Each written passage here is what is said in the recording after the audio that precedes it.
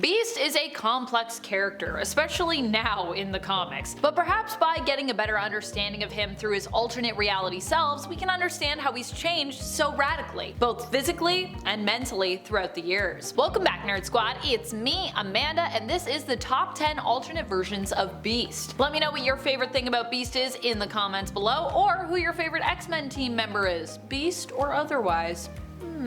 Number 10. Symbiote Beast. In the world of the evil Codex's home reality, Earth 1051, Beast himself seems to become one with a symbiote. If you aren't familiar with Codex of Earth 1051, let me update you on that. He's basically the evil version of Dylan Brock, who, in that reality, grew up with his mother alive as opposed to his father. He ends up ruling the world as the villain Codex after falling prey to Null's dark whisperings, becoming manipulated by him until his 616 counterpart and the 616 Eddie Brock are able to set him free. Beast, as a member of the X-Men, seems to have acquired his own symbiote and was one of the few heroes who was apparently left to stand up against Codex. But ultimately, he and of course the mutant team, the X-Men, failed. We only see this version of Beast in one issue, or at least that's all we've seen of him so far, but I really love this symbiote design for him. I think it looks super cool, hence why I wanted to start off this list with Symbiote Beast. And friends, before we move on to our next spot on this list, if you love what we do here at Top 10 Nerd, why not show us you love us by clicking that thumbs up? It really does help us out, and it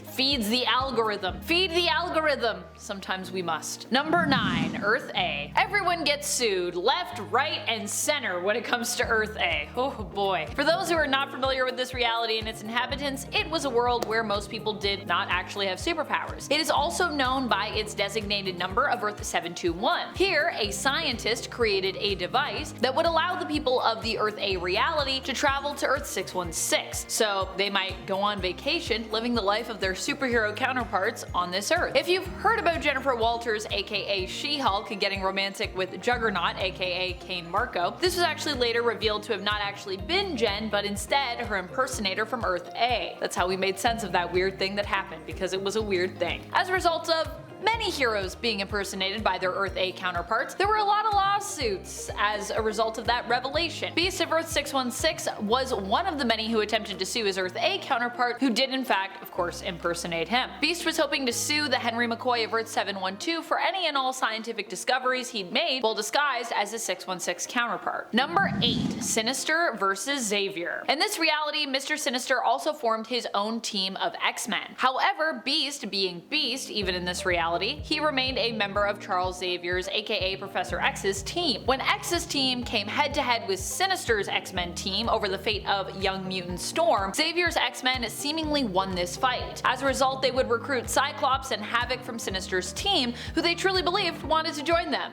However, it turns out that Cyclops and Havoc actually have their own reasons for joining up with Xavier's team, and they perhaps are maybe not done serving Sinister just quite yet. Number 7. Creature. In Morgan Le Fay's warped reality, Hank McCoy ended up being transformed into a medieval hero known as Creature. In this world, all of the Avengers were basically imprisoned, having been warped to believe they were meant to be alive in this medieval time, despite the year also still being 1998 here. They didn't think that was weird at all. And they believed they were all members of Queen Morgan's elite group of protectors known as the Queen's Vengeance. Although I gotta be real, Creature looks like less of a hero here and more of a court jester to me. That hat. Fortunately, Scarlet Witch was able to use her power to see things more clearly and realize that the world had been altered, which is why Morgan initially tries to keep her imprisoned, but hey, that doesn't work. Scarlet Witch was able to use her power combined with her friend's power to return the world to normal. Also, big thanks to Wonder Man there, who Wanda basically gives power to and then everything gets set back. Number 6. Earth 12. Have you ever wondered what Beast would be like if he were a celebrity? Well, wonder no more, because this is exactly what we get to see when we venture into a version of Mimic's home reality, Earth 12. This version of Mimic, aka Calvin Rankin, hails from a world where mutants are not feared by humans, but instead are more well regarded, being treated more like famous celebrities, who humans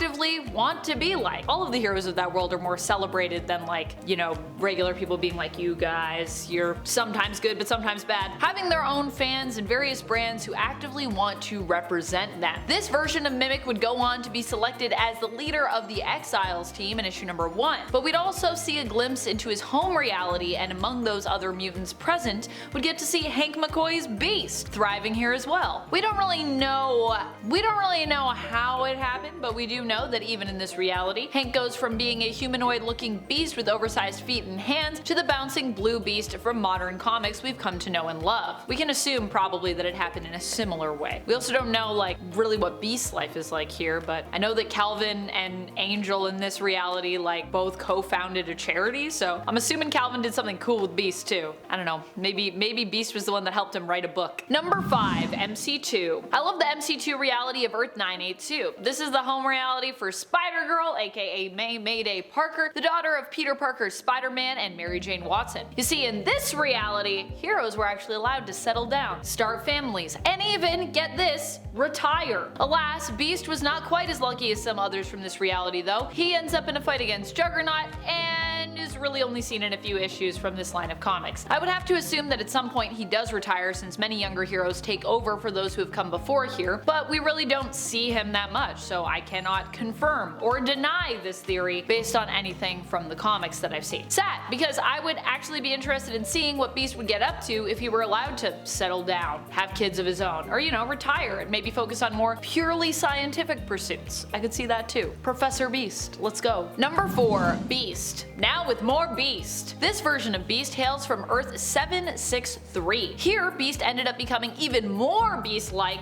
than his Earth 616 version when his mutation was amplified and then unable to be reversed. Here, while Henry appeared even more Beast-like physically, he also became mentally more like a Beast himself, losing much of his smarts with the mutation also manifesting in his mind. With these changes to his life, he ended up with Wonder Man in this reality. When Wonder Man was killed in a fight against MODOK, Beast enters a rage, going completely berserk and decimating MODOK in response. MODOK would explode, seemingly killing Beast as well. However, it only seemed like Beast was killed in this reality because instead it was right before the instant of that fatal explosion that he was drafted to join the Exiles, as so happens with some Exiles members. Number 3, Dr. Henry McCoy. Honestly, I'm mainly picking this alternate version of Beast because I love his design and how he's drawn here. He makes his first and only appearance in Astonishing X-Men Ghost Boxes issue number 1. Here, the Doctor is a member of Emma Frost's X Society. This reality seems to take place in more of a turn-of-the-century style period, with calls even showing up on old-timey looking monitors that to me kind of resemble more of like a classic old-school radio. You know, the one with all the buttons and all the dials and stuff. They're also referred to as audio-visual calls as opposed to just a FaceTime or a video call. So it's kind of like turn of the century, but we got some modern technology, but it's still old, you know what I mean? Very interesting stuff. The Doctor is just as much of a genius as we're used to him being, and seems to mainly be on Emma's team because of his brilliant intellect, which honestly, fair enough. Number 2, Elderly Beast. This version of Beast comes to us from the collection of short stories and alternate worlds that are showcased in X-Men Millennial Visions from the year 2000. Here we get a glimpse into a future reality of Earth 1012. As the mutant population continues to boom, the X-Men are forced to take on new students. As they continue to get older, they do their best to keep up with the new generation of young mutants, but instead struggle to maintain a sense of authority over their rambunctious students. In Beast's case, he ends up having his denture stolen as part of a prank that's played on him by the younger students. Poor Beast, his dentures. Number 1, Dark Beast. Probably one of the most iconic alternates that Beast has ever had. At one point, I thought the Beast we currently had in modern day comics might actually be this version of Beast based off of his cruel and often unforgiving behavior as of late, but nah, I'm pretty sure the modern day Beast just, I guess, became a paranoid, power-hungry dude all on his own. Dark Beast was confirmed to be his own separate thing, and as far as I know, is still decapitated, though no longer dead. He was decapitated and dead, and now he's just capitated. He's just a floating head. His head was preserved instead by Mr. Sinister and apparently kept alive. So he's alive, but you know, he's just a head now. This version of Beast hails from the Age of Apocalypse reality of Earth 295. 5, where he was once one of Apocalypse's geneticists, and in this world Apocalypse ends up taking over the world. Ooh. Without Xavier's guidance, Beast became a mad scientist who was willing to follow through with even the most immoral and dangerous experiments, with many mutants becoming his test subjects against their will. Pretty scary stuff. That's about it for this one. I'll see you next time, but until then, you stay nerdy, YouTube.